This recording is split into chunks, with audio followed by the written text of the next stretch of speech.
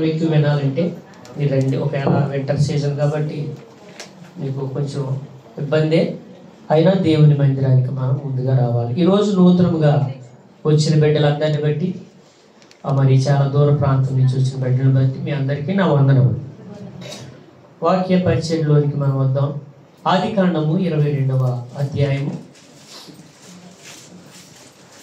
నేను మొదటి నుండి కొన్ని వచనాలు చదివి వాక్య భాగాన్ని నేను వివరిస్తాను.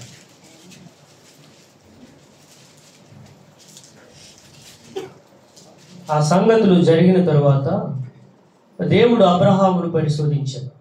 ఎట్లనగా ఆయన అబ్రహామా అబ్రహామా అని పిలువగా అతడు చిత్తము ప్రభువా అని.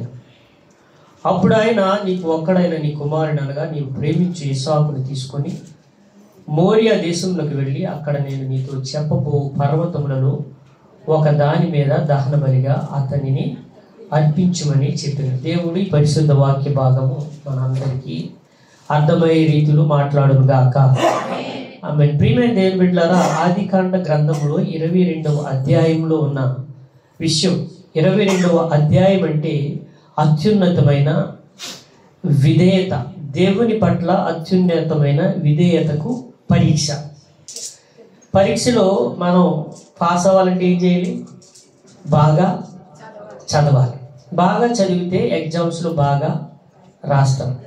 చాలామంది చదవరు కానీ పరీక్షలో పాస్ అవ్వలేదని ఏడుస్తారు. అప్పుడు ముందు లేని ఏడుపు తర్వాత ఎందుకు? చదివేటప్పుడు బాగా చదివితే మంచి మార్కులు వస్తాయి. చదవరు, క్లాస్కి సరిగ్గా వెళ్ళరు కానీ పాస్ అవ్వలేదని ఏడుస్తారు, చచ్చిపోతారు. పిచ్చోళ్ళు వీళ్ళందరూ. మనం పని కరెక్ట్గా చేస్తే దేవుడు మనం కష్టానికి తగ్గ ఫలితాన్ని దేవుడు ఇస్తాడని నేను ఒక మాట చెప్తాను. మీరు పని చేస్తే పని ఎందుకు అవుదండి? అవుతుంది లేదా? పని చేయట్లేదు కాబట్టి పని అవ్వట్లేదు. ఈరోజు ఈ 22వ అధ్యాయంలో ఉన్న విషయం ఏమిటంటే, మనం ఆశీర్వదించబడాలి అని అంటే ఏం చేయాలి? ఇదే చేయాలి. ఈరోజు అబ్రహాము చేసింది మనము చేయాలి. అబ్రహాము జీవితంలో చాలా అత్యున్నతమైన విధేయత, సూపర్ నేచురల్ యాటిట్యూడ్, ఇంకా బాగా చెప్పాలంటే ఎవర్ లాస్టింగ్ యాటిట్యూడ్ అని చెప్పవచ్చు. శాశ్వతమైన విధేయత. అబ్రహాం బ్రతికి ఉన్నంత కాలము దేవుని కొరకు బ్రతికాడు. మనం ప్రార్థన చేస్తాం కానీ ప్రార్థన అవుతుందని నమ్మకం మనకి ఉండదు. అర్థమవుతుందా? మనకి దేవుణ్ణి అడిగింది మనకి దొరకాలి అని అంటే మనం ముందు దేవుని చెప్పిన పని చేయాలి. ఇప్పుడు అబ్రహాము తనకి పిల్లలు లేనప్పుడు దేవుడు చక్కని కుమారుడిని ఇచ్చాడు, ఇస్సాకుని ఇచ్చాడు.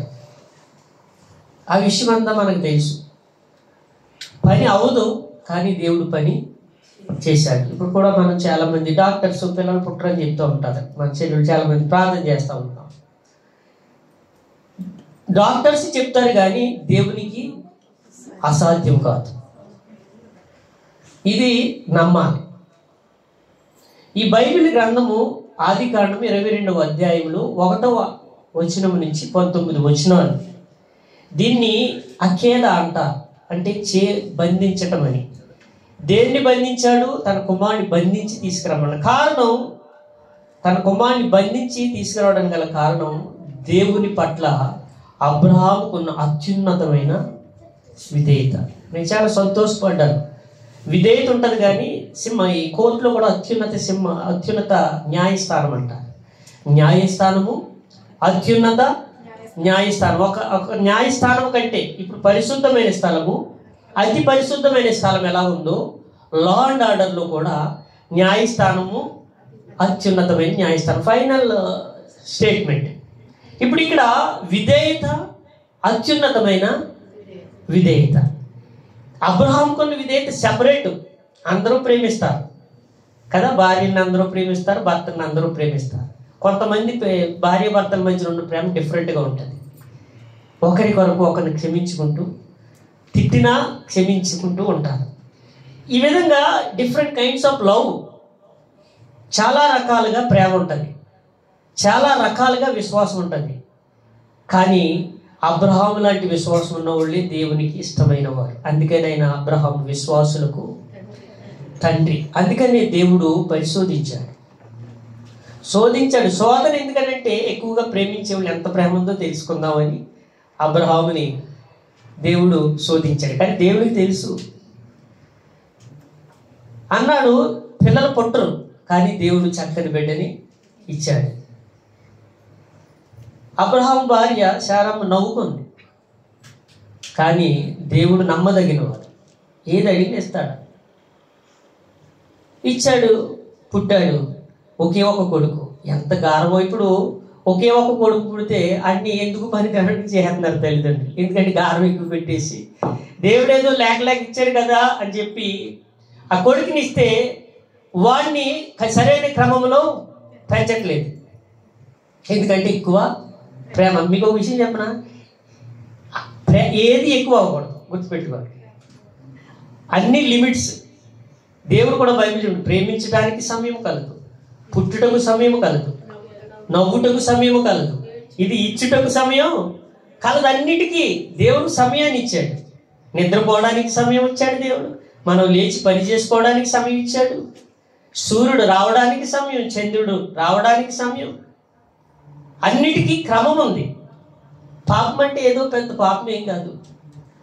దేవుడు చేయదని పని చేయకపోవడమే అదే పాపం. క్రమము కానిది అక్రమం. అందుకనే దేవుడు అంటే క్రమము కలిగిన వాడు. అందుకని ఆజ్ఞలు ఇచ్చాడు.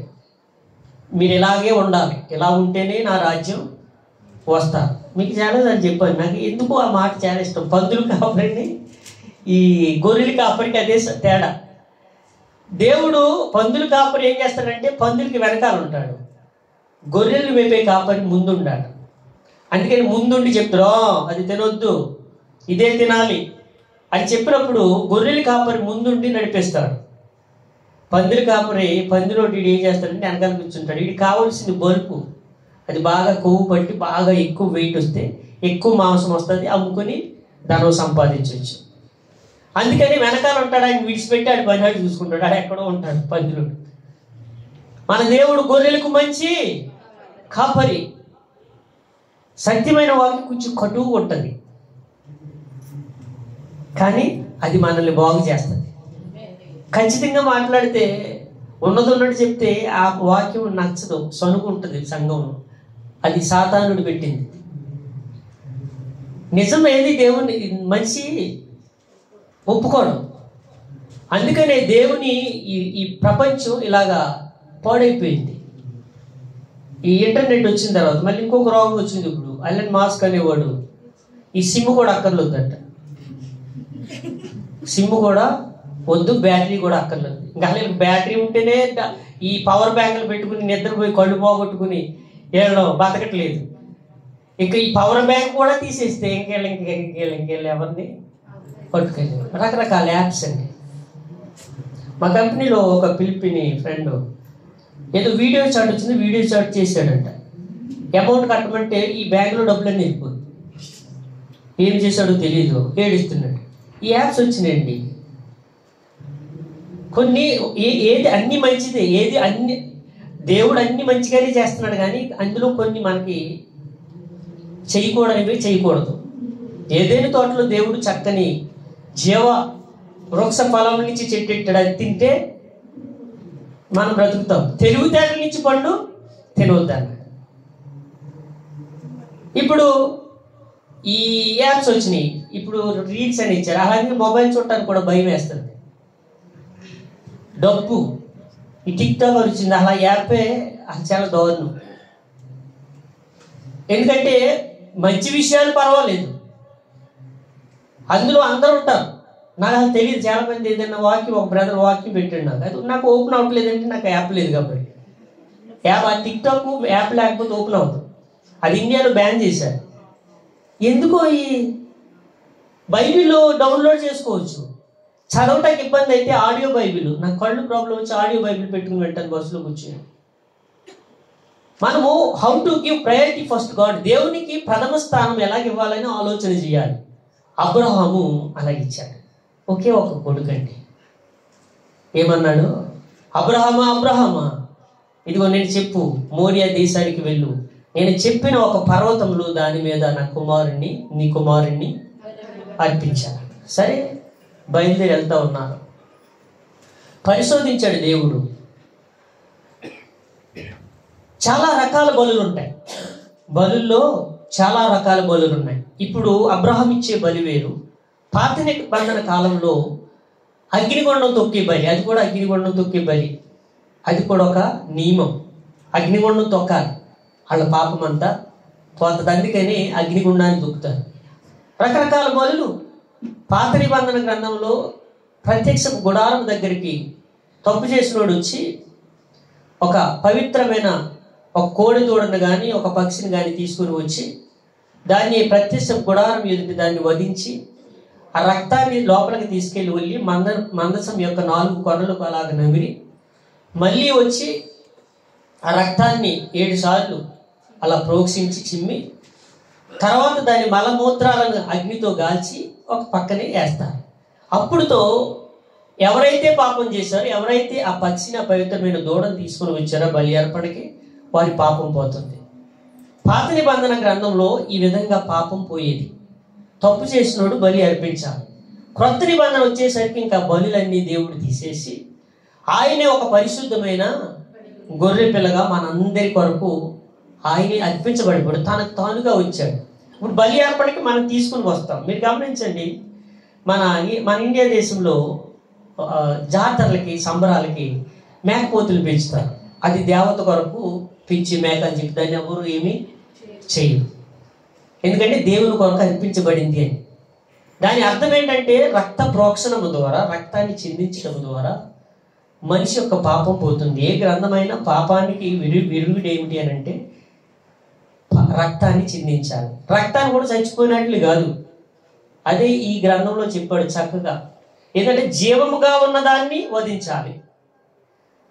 ఆ బలి అర్పించే దానికి ఏముండకూడదు, అవిటి ఉండకూడదు, ఏ దెబ్బ తగలకూడదు. ఏమి ఆపరేషన్ చేసేటప్పుడు కూడా మనకి అన్ని టెస్టులు చేస్తారు. ఏమి ఎక్కువ ఉండకూడదు, షుగర్ ఉండకూడదు, లేదా బీపీ ఉండకూడదు, బ్లడ్ ప్రెషర్ ఉండకూడదు, అన్నీ నార్మల్గా చేసి అప్పుడు ఆపరేషన్ చేస్తారు. అబ్రహాము దేవుని పట్ల అత్యున్నతమైన విధేయత కలిగి ఉన్నాడు. ప్రథమ స్థానం దేవునికి ఇచ్చాడు. నిజానికి ఒకే ఒక కొడుకుని మనం బలిగా అర్పించమని అన్నాం అనుకో, మనకి ఇచ్చిన కొడుకుని నాకు ఇచ్చే అన్నాం అనుకో, ఎవరైనా లేక పుట్టాడండి ఒక భార్య భర్తలకి, ఆ చెల్లెలకి అడిగిందనుకో, అక్క నీ పిల్లలు నాకు ఇచ్చే అన్నది అనుకో, ఇస్తారండి?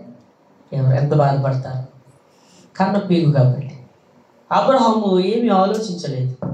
ఇదిగో నువ్వు తీసుకుని వెళ్ళు. తెల్లవారినప్పుడు అబ్రహాము లేచి తన గాడిదకు గంత కట్టి పనివారిలో తన కుమారుడికి ఇసాకుని వెంట పెట్టుకుని దహన బలి కొరకు కట్టెలు చీల్చి లేచి దేవుడు తనతో చెప్పిన చోటుకి వెళ్ళాడు.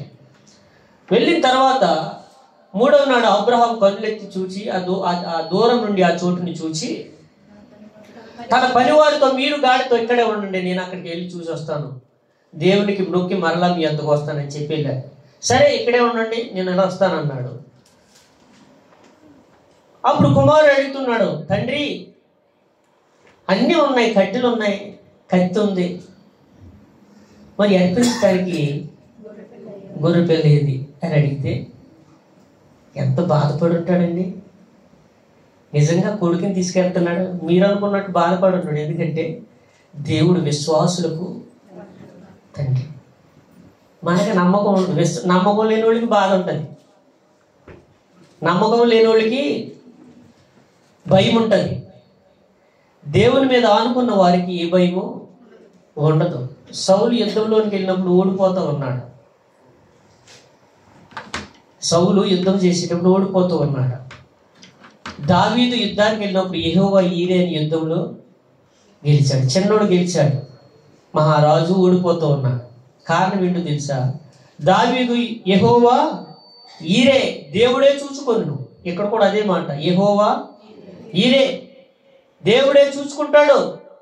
దహన బలికి గొర్రె పిల్లను దేవుడే చూసుకుంటాడు అన్నాడు. తర్వాత బంధించి తన కుమారుని కట్టెల మీద పెట్టి కత్తి ఎత్తినప్పుడు ఒక దేవదూత చెప్పింది, ఆగు అన్నాడు. అబ్రహామా అని పిలిచింది. చదవండి అన్నమాట. అందుకతడు చిత్తము ప్రభువా నేను. అప్పుడు ఆయన ఆ చిన్నవాని మీద చెయ్యి వేయకుము, అతనినేమి చేయకుము, నీకు ఒక్కడై ఉన్నా నీ కుమారుని నాకు వెనుదీయలేదు, ఇవ్వడానికి వెనుదీయలేదు కనుక నీవు దేవునికి భయపడువాడు అని నాకు ఇందువలన కనబడుచున్నది. దేవుని నామానికి మహిమ కలుగును గాక. ఎంతమందికి దేవుడు అంటే భయం ఉందండి? ఎన్ని ఉంది? దేవుడు అంటే భయం ఉన్నవాడు అబద్ధాలు ఆడుద్ది, నిజం చెప్పండి. దేవుడు అంటే భయం ఉన్న వాళ్ళు సరే, దేవుడు అంటే కాదు, మీ తల్లిదండ్రులు అంటే భయం ఎంతమందికి ఉంది? సరే, తల్లిదండ్రులు కాదు, మీ భార్య అంటే ఎంతమందికి భయం ఉంది? మీ భర్త అంటే ఎంతమందికి భయం ఉంది? ఇప్పుడు ఆడవాళ్ళు అడుగుతారు, మీ భర్తలు అంటే ఎంతమందికి భయం ఉంది? చెప్పిన మాట అంటున్నారా? భార్యలు భయం ఉంటే గొడవలు ఉండవండి. భయపడేవాడు ఎవడు భయపడతాడంటే ఎక్కువగా ప్రేమించేవాడు, వాక్యానుసారంగా నడిచేవాడు. భయం ఉన్నవాడు చర్చికి ఎందుకు తొందరగా రావట్లేదు?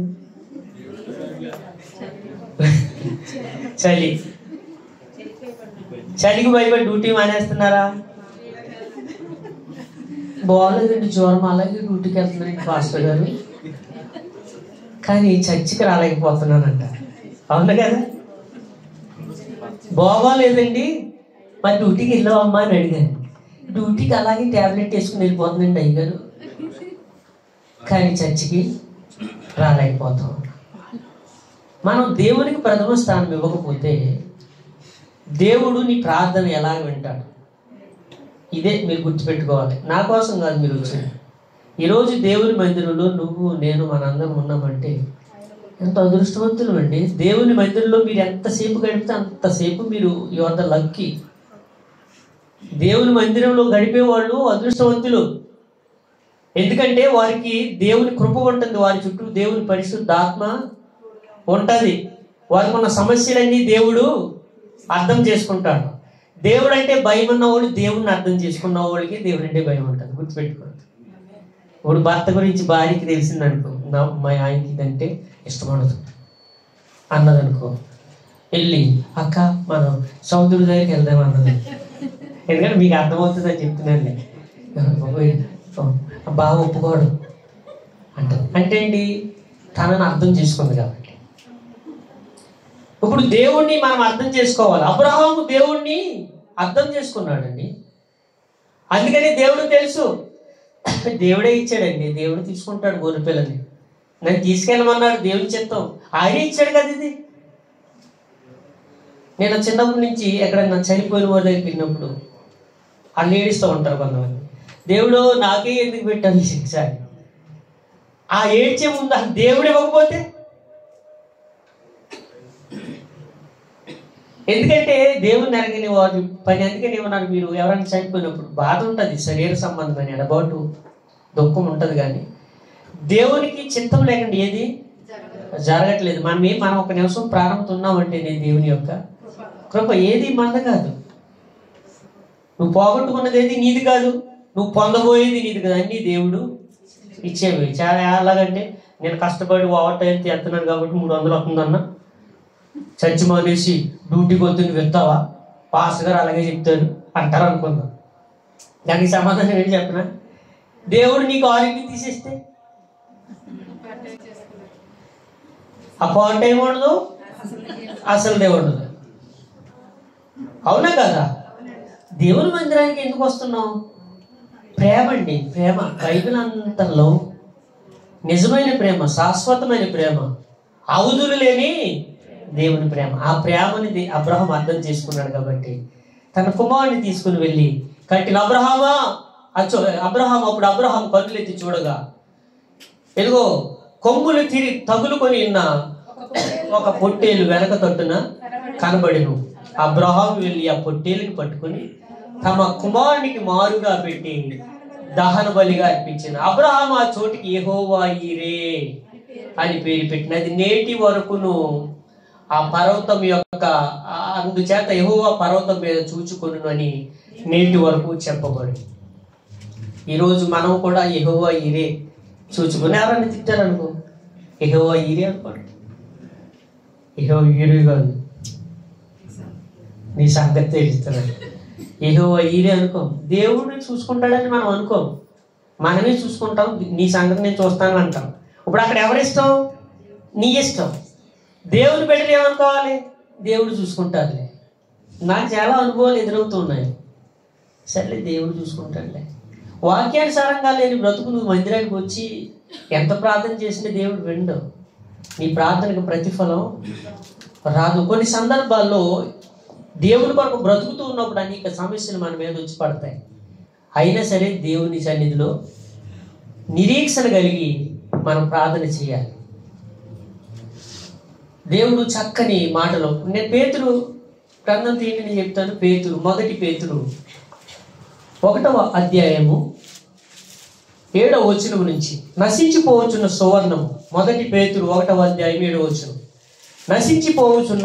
నశించిపోవు సువర్ణము అగ్ని పరీక్ష వలన శుద్ధపరచబడుచున్నది కదా, దానికంటే అమూల్యమైన మీ విశ్వాసము మీ సోదరుల చేత పరీక్షకు నిలిచినదై యేసుక్రీస్తు ప్రత్యక్షమైనప్పుడు మీకు మెప్పును మహిమయు ఘనతయు కలుగుటకు కారణం. దేవుని నామమునికి మహిమ కలుగునుగా.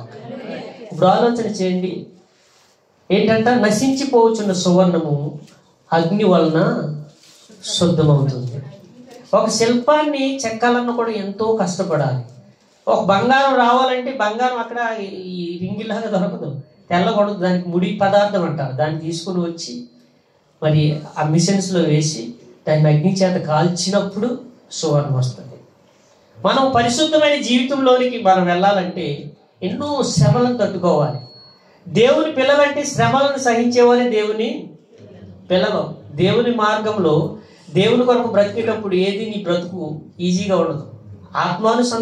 ఆత్మానుసారంగా చాలా హ్యాపీగా ఉంటుంది, కానీ శరీరానుసారంగా చాలా కొన్ని శ్రమలను ఎదుర్కోవాల్సి వస్తుంది. అందుకని చాలామంది హిందూ సహోదరులు, దేవుని నమ్ముకున్న భక్తులు ఎప్పుడైతే దేవుని నమ్ముకుంటారో వాళ్ళకి ఏదో శ్రమ సాతాను గట్టి తీసుకొని వచ్చి పెడతారు. దాన్ని బట్టి వాళ్ళు ఏం చేస్తారు? తప్పుకొని పోతారు. యేసు ప్రభుని నమ్ముకున్నాక నా కొడుకు చచ్చిపోయాడని, యేసు ప్రభుని నమ్ముకున్న తర్వాత నాకు ఈ శ్రమ వచ్చిందని అని చెప్తూ ఉంటారు. అట్ ది సేమ్ టైం మనం కూడా అలాగే అనుకుంటాం. కానీ దేవుని ప్రేమ, దేవుని బిడ్డ అంటేనే తన సిలువను ఎత్తుకొని తనను తాను ఉపేక్షించుకోవాలి. మిమ్మల్ని మీరు మర్చిపోవాలి. దేవుని కొరకు బ్రతకాలంటే దేవుని కొరకే బ్రతకాలి. అటువంటి జీవితం జీవించేవారు విశ్వాసాన్ని, దేవుని ప్రేమను అర్థం చేసుకున్నవారు. అబ్రహాము అటువంటి ప్రేమలను కలిగి ఉన్నాడు. దేవుని పట్ల నిజమైన ప్రేమను కలిగి ఉన్నాడు అబ్రహాం. ఎక్కడైనా సరే అబ్రహాం ఏదైనా ఒక పని జరిగితే దేవుడు అక్కడ బలిపీఠాన్ని కట్టేవాడు. బలిపీఠము కట్టే అనుభవం. బలిపీఠం కట్టే అనుభవం అంటే ఏంటంటే, దేవుడు నీ జీవితంలో ఒక పని చేశాడు అనుకోండి, అక్కడే నిలబడి ప్రార్థన చేయాలి. ప్రభువా నీవు చేసిన దానికి నీకు స్తోత్రం అని.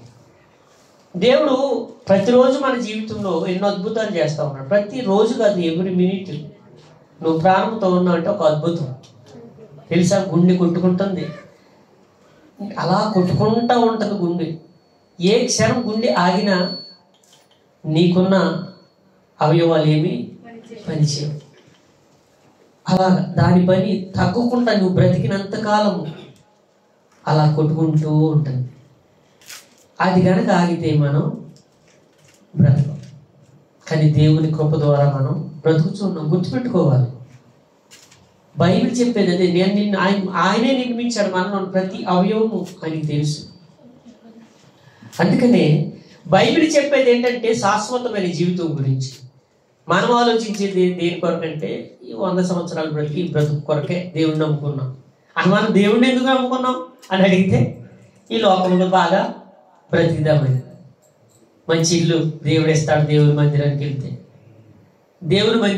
మంచి ఉద్యోగం వస్తుంది. దేవుని మందిరానికి వెళ్తే మంచి భర్త, మంచి భార్య దొరుకుతుంది. దేవుని మందిరానికి వెళ్తే ఈ లోక సంబంధమైన వాటి కోసమే. ఎప్పుడైనా దేవుని మందిరానికి ప్రభువా నీ రాజ్యం నేను చూడాలి, నీ పరలోక రాజ్యంలో నాకు చచ్చిపోతాం, అందరూ చనిపోతాం. చనిపోయిన తర్వాత మన అసలైన బ్రతుకు తెలుస్తుంది. నమ్మినోడు దేవుని రాజ్యం, నమ్మనోడు నరకానికి వెళ్ళిపోతాం. నీ కూడా ఉన్నది ఏది? నీ కూడా రాదు, అసలు నీ భార్య రాదు, మీ పిల్లల్లా రాదు. నువ్వు 9 నెలలు మోసి కానీ ఇంజనీరింగ్ చేసావు, ఆయన కూడా నీతో రాడు, చూడు. ఏమీ రావు. నువ్వు దాచుకున్న బంగారం కూడా నీతో రాదు. దేవుని నామం పేరట నువ్వు ఏది పరిచర్య చేసావు, దేవుని పరిచర్య కొరకు నువ్వు ఎంత ఖర్చు పెట్టావు, అది పరలోక రాజ్యంలో రాయబడు. అందుకని దేవుడు అన్నాడు, మీరు ఈ లోకధనం ఇచ్చి పరలోక ధనాన్ని సంపాదించుకోమన్నాడు. అంటే అది ప్రభువు కొరకు కష్టపడాలి. ఈ అందం ఇవన్నీ ఏమి ఉండవు. మనం ఉన్నదే చూసేదే నమ్ముతాం. మనిషికి దేవుని పిల్లలుగా బ్రతకలేని వాళ్ళకి తేడా ఏంటి చెప్పిన? దేవుని పిల్లలకి దేవుని పిల్లల్లాగా నటించే వాళ్ళకి తేడా ఏంటి చెప్పిన? దేవుని పిల్లలు లేనిది ఉన్నదని నమ్ముతారు. అంటే యేసయ్య ఉన్నాడు, పరలోక రాజ్యం ఉంది. మొన్న ఎవరో చక్కగా డిజైన్ చేసి ఒక ఇమేజ్ పంపించాను, నేను ఫార్వర్డ్ చేస్తాను జేడిఎంలో, చూడండి. పరలోక రాజ్యం ఎలా ఉంటుందో చక్కగా ఒక ఆర్ట్ వేసాడు. అమ్మ, బంగారు వీధులు, లైటింగ్, ఎన్ని రకాల మరి పరిస్థితులు కలిగి ఉన్నాయి. నేను గమనించినప్పుడు చాలా సంతోషపడ్డాను. ఇప్పుడు దేవుని పిల్లలు అది చూస్తారు. ఇప్పుడు ఎవరైనా ముగిస్తాను, ఇంక 5 నిమిషాల్లో నేను ముగించిపోతూ ఉన్నాను. ఈ లోకంలో పేరు కోసం చచ్చిపోతారు, ఎందుకో తెలియదు. ఈ లోకంలో పరువు కోసం చచ్చిపోతారు. చావనన్నా చేస్తాగా నేను ఈ పరువు తగలెట్ట, ఈ పరువు కోసము దేవుడిని పక్కన పెట్టేస్తారు. ఈ లోకంలో ఉన్న పేరు కోసం దేవుణ్ణి లెక్క చేయరు. అబ్రహాం అలా చేయలేదు. కనుక్కున్న తన కుమారుని అర్పించడానికి కట్ల మీద పెట్టేశాడండి. తన కొడుకుని తీసుకుని వెళ్ళి నువ్వు చంపు అంటే పెట్టి చంపడానికి సిద్ధపడ్డాడు. అమ్మ, దేవుని కొరకు నీ చేతమంతా ఈ నెల ఇచ్చేయమ్మ, చర్చిలో కొంచెం రెంట్ కట్టాలంటే ఏమన్నా ఇస్తారా? ఎవరు? ఓకే, అదేలే మాట వరుస కట్టినాను. ఉన్నారు, ఇచ్చేవాళ్ళు లేరని కాదు. అంటే మ్యాక్సిమం మనం ప్రయత్నం ఇష్టపడం, ఎందుకంటే మనకు అవసరాలు ఉంటాయి. ఇసాకు ద్వారా మనం నేర్చుకునే విషయం ఏంటంటే, ఎందుకు ఆశీర్వదించబడ్డాడంటే అబ్రహాము ఎందుకు ఆశీర్వదించబడ్డాడు చెప్పనా? 16వ వచనం చదవండి. ఆదికాండం 22వ అధ్యాయము 16వ వచనం. ఈ వచనం చదివిన తర్వాత నేను వాక్యాన్ని క్లుప్తంగా ముగించేస్తాను. నీవు ఒక్కడే అయ్యున్న నీ కుమారుని వెనుక తీయలేదు, తీకి కార్యం చేసినందున నేను నిన్ను ఆశీర్వదించి ఆకాశ నక్షత్రముల వలెను, సముద్ర తీరమందలి ఇసుక రేణువుల వలెను నీ సంతానము నిశ్చయముగా విస్తరింపజేసేదను. నీ సంతతి వారు తమ శత్రువుల గవిని స్వాధీనపరుచుకుందురు. దేవుని నామమునకి మహిమ కలుగునుగాక. మరియు నీవు నా మాట వినినందున భూలోకంలోని జనములన్నీ నీ సంతానం వలన ఆశీర్వదించబడు. దేవుని నామమునకి మహిమ కలుగునుగాక. చూడండి, అబ్రహాము ద్వారా ఇసుక రేణువులు వంటి అందులో నుంచి వచ్చినోడే మన అందరం. ఎందుకంట నేడు నీవు నా మాట వినినందున. మీరు గుర్తుపెట్టుకోవాలి, when you are blessing, that time will be agree to obey to law of God. దేవుని యొక్క గ్రంథాన్ని, దేవుని యొక్క న్యాయమైన విధులను మనం అంగీకరిస్తే, దేవుని యొక్క ఆజ్ఞను అనుసరించి నడుచుకుంటే నీవు బ్లెస్ అవుతావు. అప్పుడు నువ్వు ఆశీర్వదించబడతావు. అర్థమైందమ్మా? నువ్వు ఆశీర్వదించబడాలంటే ఏం చేయాలంట? 2 సార్లు చెప్పాడు అబ్రహాంతో, దేవుని యొక్క మాటను నీవు విని నందున. మరి మనం దేవుని మాట వింటున్నామా? దేవుని మాట వింటే మనం దేవుని వాక్యానుసారంగా బ్రతుకుతూ ఉన్నామా? తోటివారి పట్ల వాక్యం ఎలా చెప్తుందో అలాగ నడుచుకుంటున్నామా? తోటివారిని వాక్యం ఎలా చెప్తుందో అలాగ ప్రేమిస్తున్నామా? ఎలా ఉంటుందంటే, ఇక్కడ ఉన్నంతసేపు పరిశుద్ధాత్మ కంట్రోల్లో ఉంటాం. మనం పరిశుద్ధాత్మ అధీనంలోనే ఉంటాం. మన మనసు అనిపిస్తుంది, మీరు అందరికీ అనిపిస్తుంది ఎలా చేయాలి, వాక్యాన్ని ఒప్పుకుంటాం. కానీ బయటికి వెళ్ళేటప్పటికి సాతాను గడాడు పట్టుకుంటాడు. కాకరకాయ అన్నవాడు కేకరకాయ అంటాడు. చూడండి ఎంత ఆశ్చర్యం. ఎక్కడున్నా బయట ఉన్నా. అందుకని నా రాజ్యం ఎవరు వస్తారు అని అంటే, నీవు బాహ్య సమాజంలో నాకు సాక్షిగా నీవు బ్రతకాలి. బాహ్య సమాజంలో మనుషుల చేత నీకు సాక్షి ఉండాలి. సేవకుడైనా విశ్వాసులైనా నాకు తెలుసు నేను చాలా విశ్వాసం అంటే కుదరదు. ఇక్కడ బయట వారి చేత కూడా మంచి సాక్ష్యం పొంది తిమోతి పత్రిక 3వ అధ్యాయం చదవని ఇంటికి వెళ్ళిన తర్వాత బయట వారి చేత కూడా మంచి సాక్ష్యం కలిగి ఉండాలి. యేసు ప్రభు ఇటువంటి సాక్ష్యం అండి. ఏంట్రా యేసు ప్రభు ఎటువంటి సాక్ష్యం కలిగి ఉన్నారమ్మా? ఇలా చూడండి. యేసు ప్రభు మీకు డిస్టర్బ్ చేయకుండా అది కూర్చుంటాడు. ఆ సంగతి పెట్టండి. యేసు ప్రభు ఎటువంటి సాక్ష్యాన్ని కలిగి ఉన్నారు? ఎవరైనా నాలో పాపం ఉందని చెప్పగలడా అని సవాలు విసిరాడు ప్రపంచానికి. అంత గొప్ప దేవుడు మన ప్రభు అయిన యేసుక్రీస్తు. అంత గొప్ప దేవుడు ఎందుకు పనికిరాని నీ కొరకు నా కొరకు ఈ లోకానికి వచ్చేసాడు. అందుకని మనకింత ఫ్రీగా వచ్చింది ఏది వాల్యుబుల్ ఉండదు. డబ్బులు పెట్టుకుంటే దాని విలువ తెలుస్తుంది. మనం నెలకి వారానికి 25 దినాలు పే చేస్తున్నాం రెంట్కి. అందరం ఇస్తేనే అవుతుంది. అరగంటను వృధాగా పాడు చేసేస్తున్నాం. 10:30కి మూడు పాటలు పాడుకోవచ్చు. 3 కాదు 4 పాటలు పాడుకోవచ్చు. మీరు 10 గంటలకు వస్తే వాక్యం అరగంట వినొచ్చు. మన ఇక్కడ వాక్యం ఎంతసేపు జరిగింది తెలుసా మీకు? పోయిన వారం 15 నిమిషాలు దాటి, ఈ వారం 25. మనం దేనికి ప్రాధాన్యత మనం ఇస్తా ఉన్నాం? మిమ్మల్ని ఏమనట్లా, మీ కొరకు మేము ప్రార్థన చేస్తాం. మీరు బాగుండాలి, మీరు ఆత్మీయంగా బలపడాలి, మీరు మీ పిల్లలు దేవుని రాజ్య వారసత్వంలోనికి వెళ్ళాలి. ఇదే దేవుని సేవకులుగా నేను కోరుకునేది. కాబట్టి అబ్రహాము తన కుమారుని ఇవ్వడానికి గల కారణం ఏమిటి అని అంటే, దేవుడు అబ్రహాము మనసును అర్థం చేసుకున్నాడు. దేవుని ప్రేమిస్తానని చెప్పడం పెద్ద గొప్ప కాదు.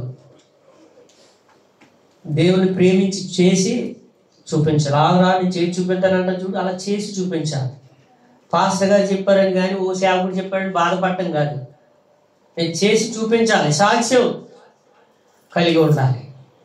అందుకని ఈరోజు మీరు ఆశీర్వదించబడాలి అని అంటే, నచ్చమని మాట చెప్తున్నాను.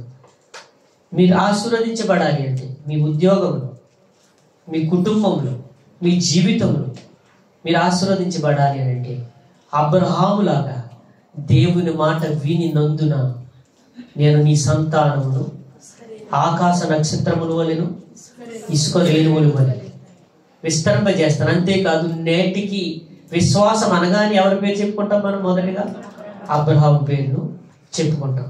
అటువంటి కృప దేవుడు మీకు ఇవ్వబోతూ ఉన్నాడు. అందరు లేచి నిలబడండి. ఎప్పటికైనా ఈ నూతన సంవత్సరంలో 2025వ సంవత్సరంలో అబ్రహాములాగా బ్రతుకుతున్నానని చెప్పి బ్రతకట్లేదు. ఆయన విశ్వాసులకు తండ్రి. మనం విశ్వాసంగా బ్రతకాలని కోరుకుంటూ ఉన్నాడు. మీరు బాప్తిసం తీసుకుని రక్షించబడినా ఉపయోగం ఏమీ లేదు. అది జస్ట్ పేరుకు మాత్రమే. అటెండెంట్ రిజిస్టర్లో మీ పేరు వేసుకుంటే సరిపోదు. స్కూల్కి వెళ్ళి సంవత్సరం అంతా కష్టపడి చదవాలి. ఎగ్జామ్కి పాస్ అవ్వాలంటే కష్టపడి చదవాలి. దేవుని మందిరానికి వచ్చి బాప్తిసం తీసుకుని ప్రభువులు చేయి వేస్తే సరిపోలేదు. వాక్యానుసారంగా బ్రతకాలి.